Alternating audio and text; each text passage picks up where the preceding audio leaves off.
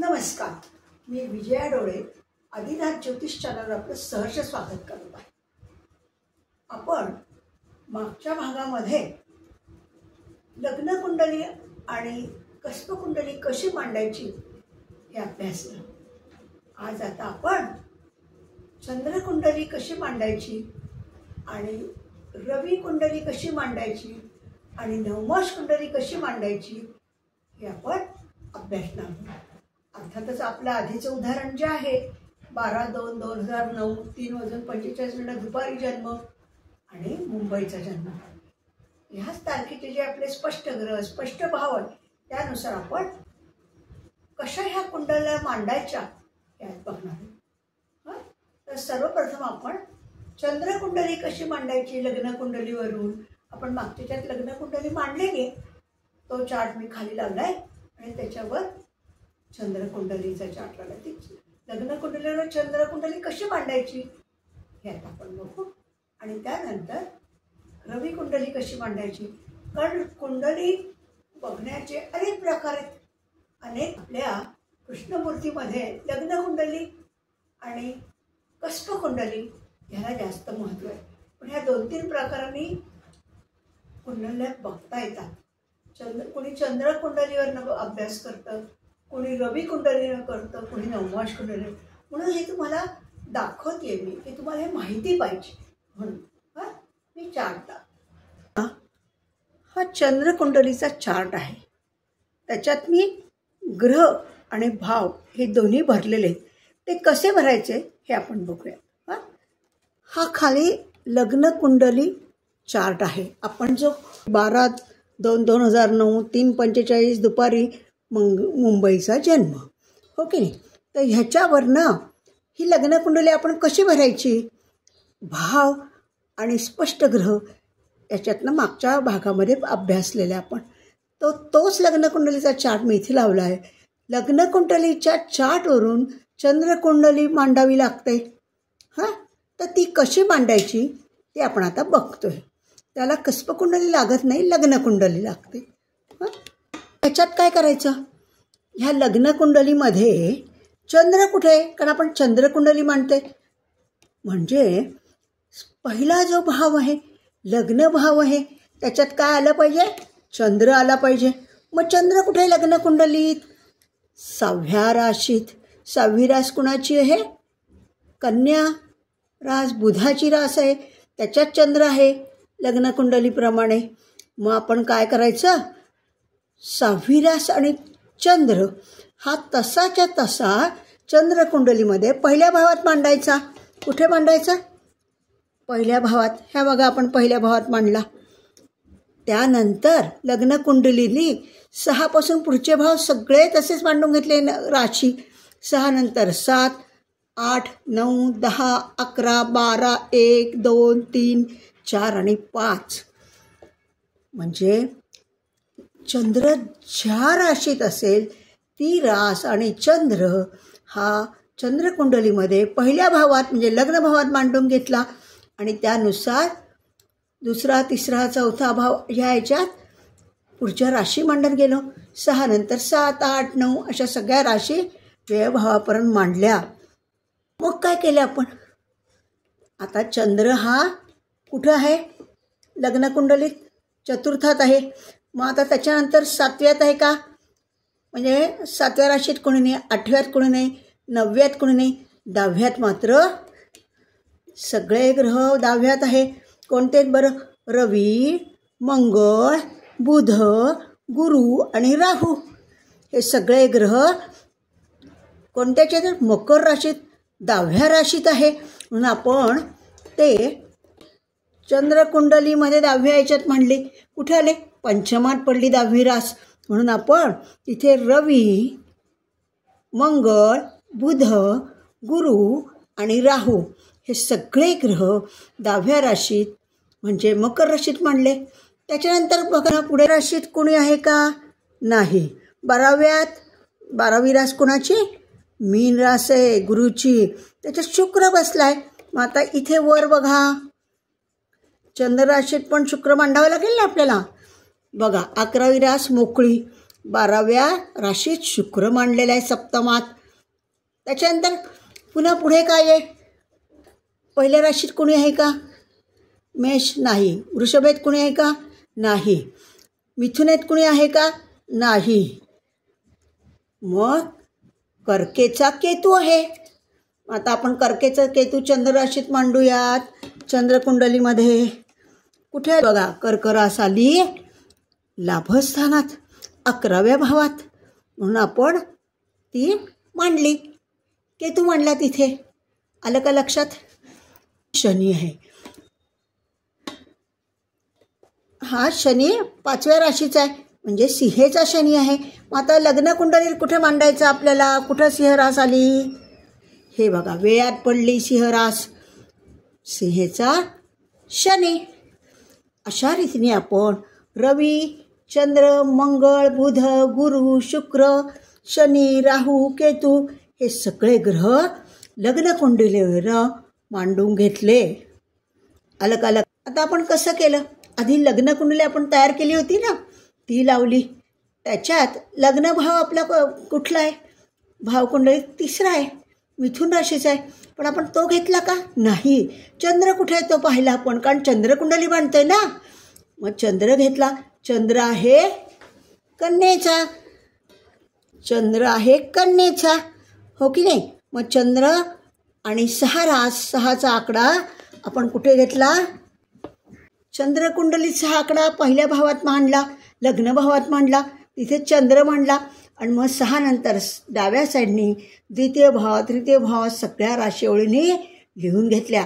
7, 8, 9, 10, 11, 12, 1, 2, 3, 4 आणि 5 हे सगळ्या भावामध्ये राशीचे आकडे टाकून घेतले.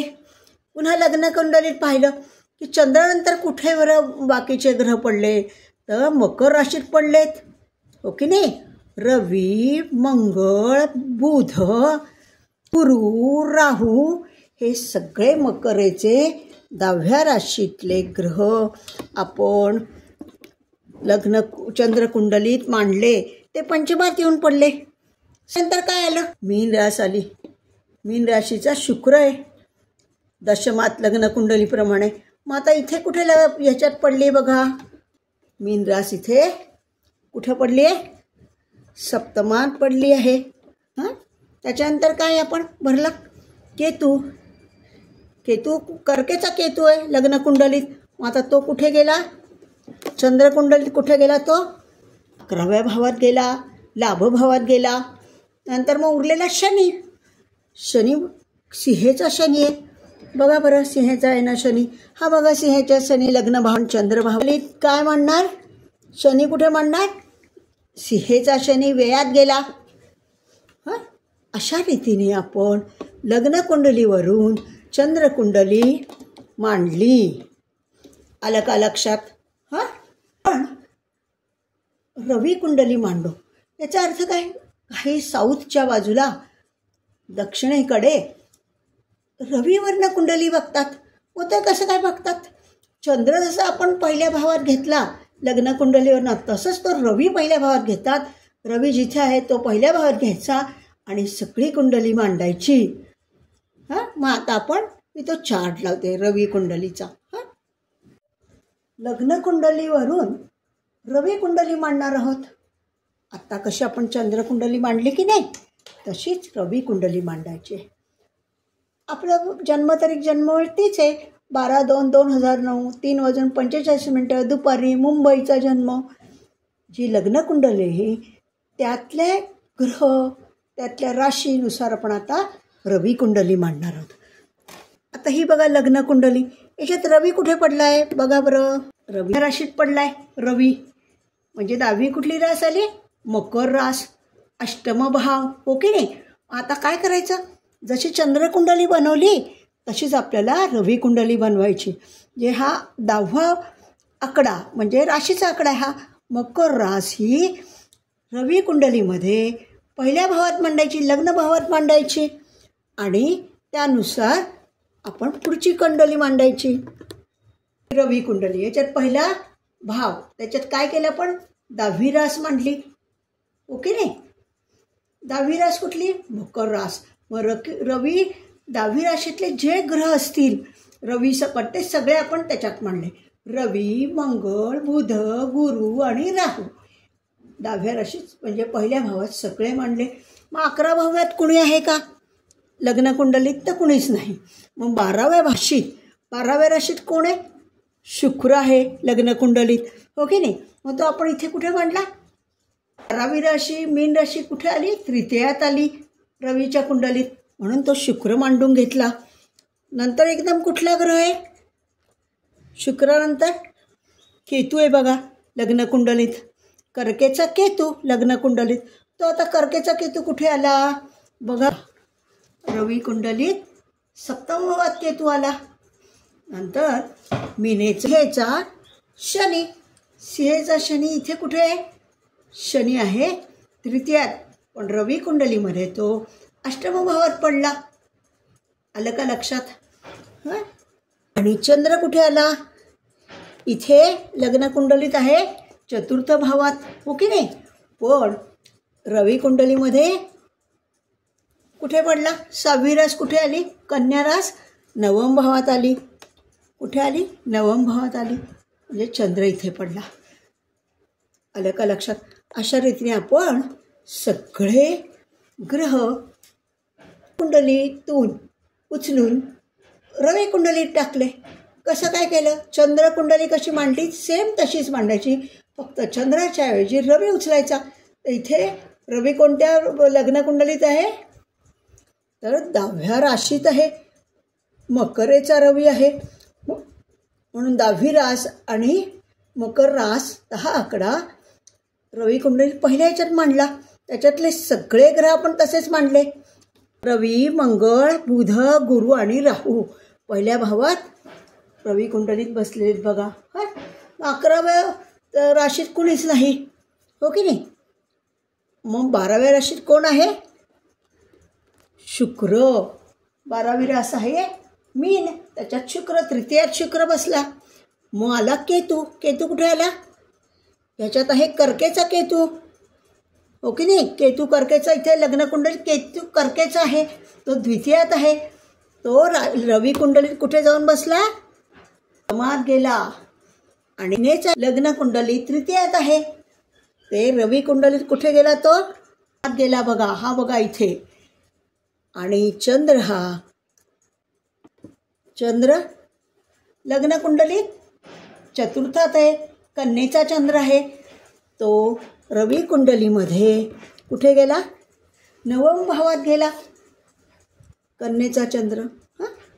अशा रीतीने आपण कुंडलीवरून रवी कुंडलीसुद्धा मांडली. आणि ह्यानुसार मग ते सगळं जातकाचं भविष्य सगळं सांगतात. त्याआधी कशी कुंडली मांडायची हे आपण आज रवी कुंडली आणि चंद्र कुंडली लग्न कुंडली आणि कशी मांडायची ते आपण अभ्यासलं. हां. आता आपण नवमोश कुंडलीबद्दल बघणार आहोत. हां.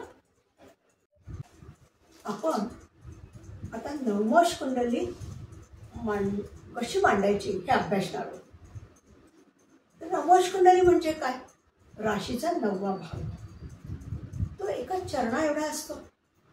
चरण कितीचं असतं? 3 अंश 20 काढायचं. आता आपण काय करणार? एक कोष्टक लावणार आहे.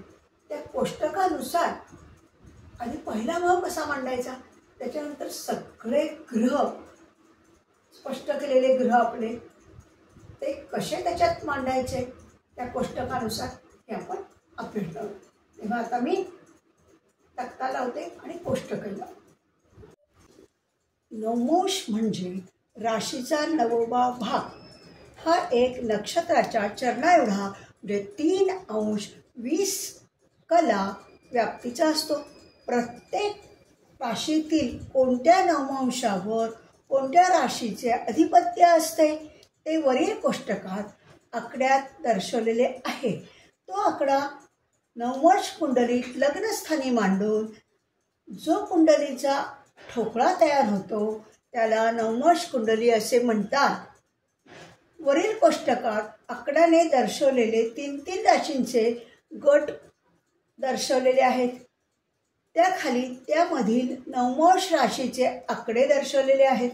वरील कोष्टकातील तिन्ही राशी एकाच तत्वाच्या म्हणजे अग्नी, पृथ्वी, वायू, जल हे 4 तत्व आहेत त्या राशींचे असल्याने त्यामधील नवमोष राशी सुद्धा समान असतात. तत्व समान की हे पण समान, नवमोष पण समान. म्हणून 12 राशींचे वेगळे रकाने न देता वरीलप्रमाणे गटवार राशींचे रकाने दर्शवलेले आहेत.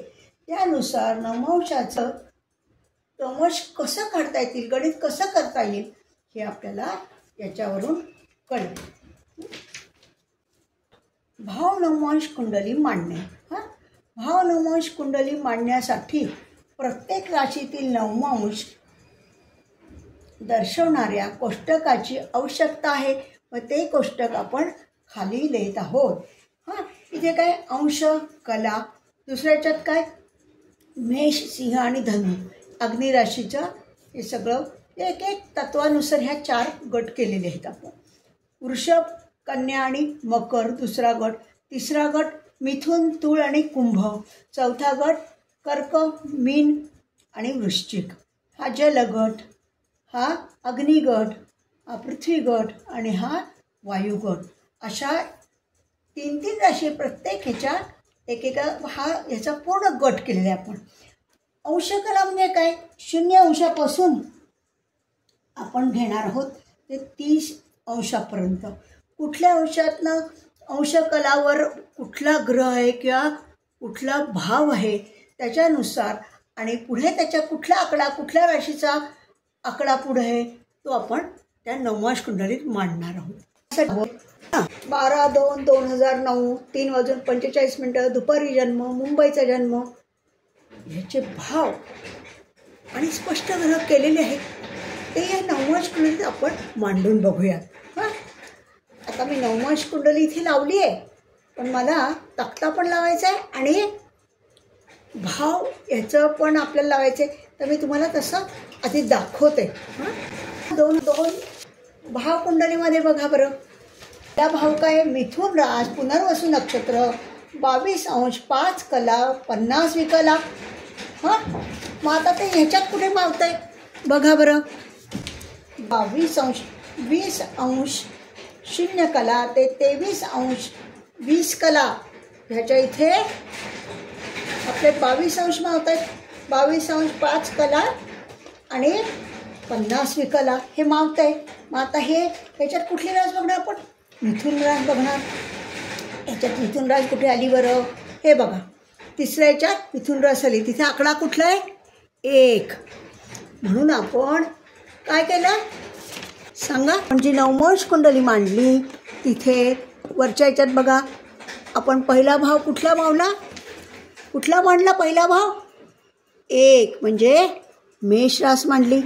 मग मेष राशीपासून पुढचा दुसरा भाव वृषभ, तिसरा भाव मिथुन, चौथा कर्क, 5वा सिंह, 6वा भाव कन्या, 7वा तूळ, 8वा वृश्चिक, 9वा 10वा मकर, 11वा कुंभ आणि 12वा मीन.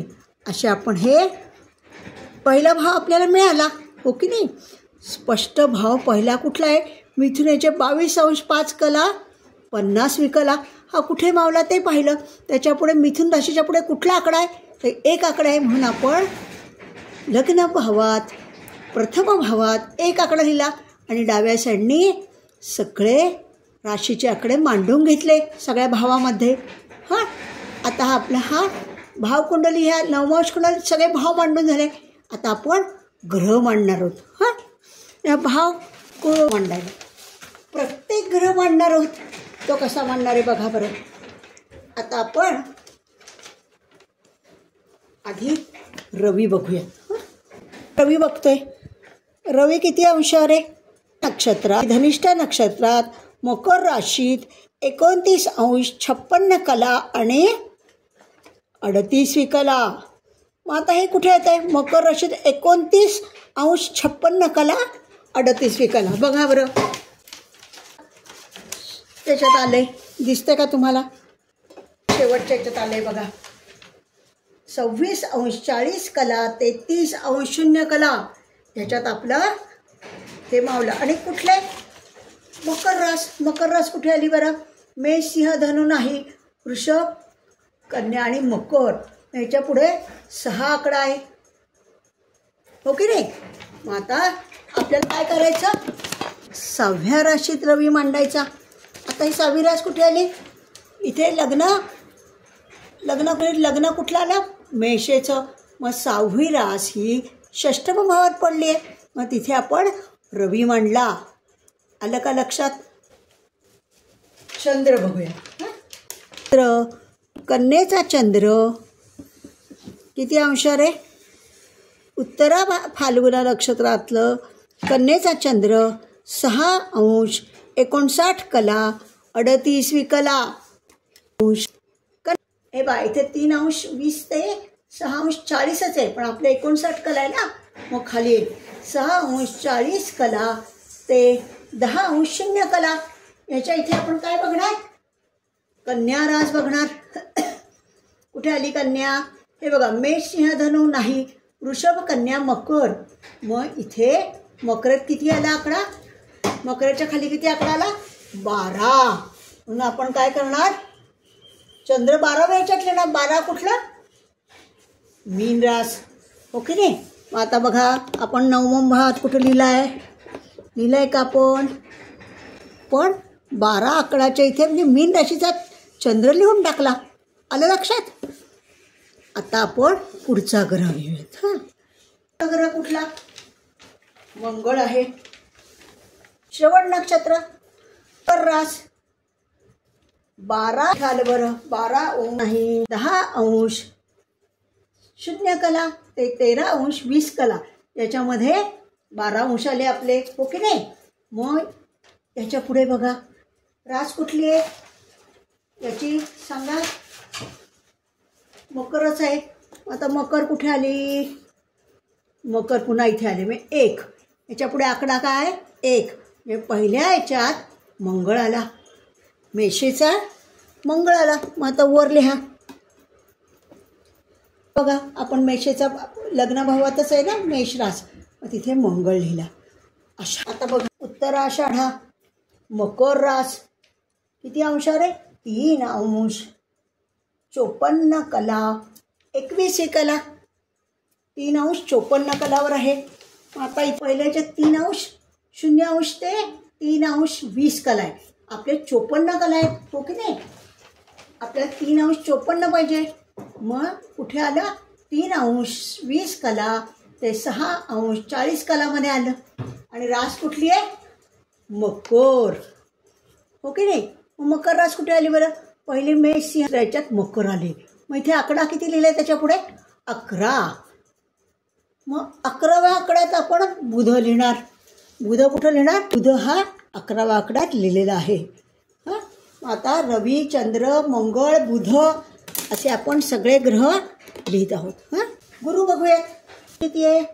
श्रवण नक्षत्र मकर रास 14 अंश 59 कला 59वी कला 14 अंश 59 कला 59वी कला. मकर 14 अंश कुठे मावतात बघा बरं. इथे 10 ते 13 13 ते 16 आहे बघा. 13 अंश 20 कला ते 16 अंश 40 कला.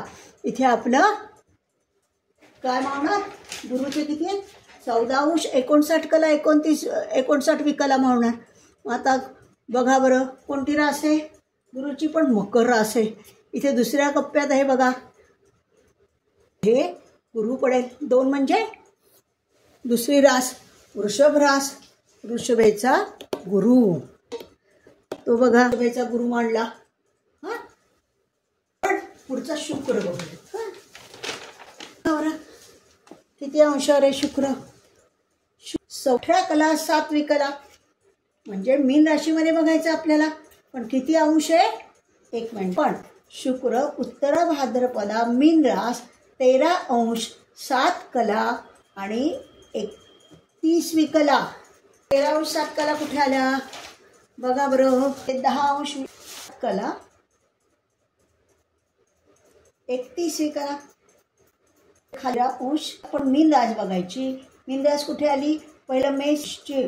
मग हे बघा याच्यात आता आली. इथे बघा आकडा किती आला? 7. बरोबर आहे. हे आपण कुठे मांडलं? 7व्या याच्यात. कशाचा शुक्र झाला? तुळेचा शुक्र झाला. मग आपण तुळेचा शुक्र मांडला बघा. सप्तमात तुळेचा शुक्र आला. शुक्राचं काय बघितलं? 13 अंश 7 कला आणि 31वी कला. हे कुठे आलं? 10 अंश 0 कला ते 13 अंश 20 कलापर्यंत. ह्याच्यात आपण कुठे पाहायचे? डायरेक्ट शेवट मीन ह्याच्यात पाहिलं तिथे आकडा किती आला? 7. म्हणून आपण सप्तमात म्हणजे 7व्या राशीत शुक्र मांडलेला आहे. आता शनी बघा. पूर्वा फाल्गुना सिंह राशीत आहे. किती आहे? 26 अंश 18 कला 7वी कला. कळलं का? त्यात बघा 26 अंश कुठे आले? 18 कला. इथे 40 कलापर्यंत बघा. 23 अंश 20 कला ते 26 अंश 40 कलापर्यंत आहे. हे 26 अंश शनीचे किती आहेत? 18 कला आहेत. 40 कला म्हणजे ह्याच्यात पावेल हा, हो की नाही? पण रास कोणती आहे? राहू शनीची सिंह रास आहे. मग बघा बरं सिंह कुठे आली? सिंह इथं आली. मेष सिंह धनु. त्याच्यासमोर आकडा किती आहे? 8. म्हणून 8व्या राशीत तो मावेल. हे बघा अष्टम. हे बघा 8 आकड्याच्या इथे आपण शनी मांडला. आलं लक्षात? आता राहू बघायचा आपल्याला. मकर राशीत किती आहे? 14 अंश 48 कला आणि 43 कला. 14 अंश 48 कला. आता बघा बरं याच्यात 14 अंश कुठे मावत आहेत? हे बघा याच्यात मावतात. 13 अंश 20 कला ते 16 अंश 40मध्ये आहे. 14 अंश किती आहे? 48 कला 43वी कला म्हणजे याच्यात मावणार आहे. आणि रास कोणती आहे?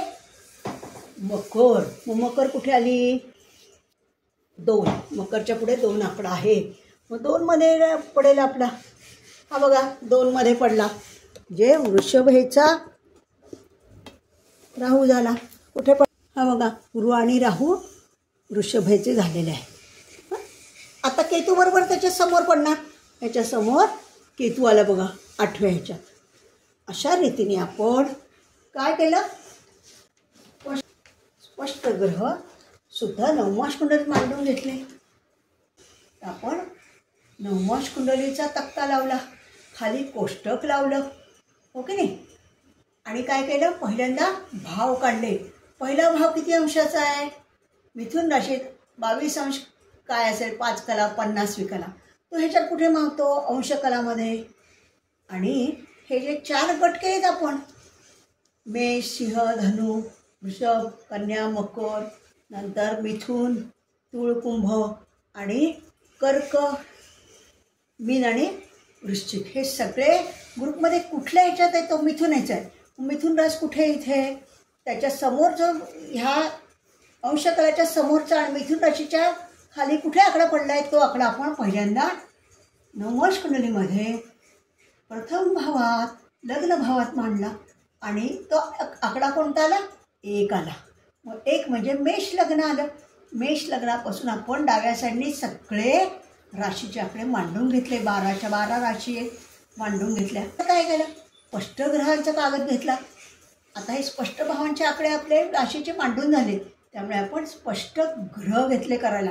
मग प्रत्येक ग्रह कोणत्या अंशावर आहे, कोणत्या राशीत आहे, त्या समोर ते अंश आधी बघायचे.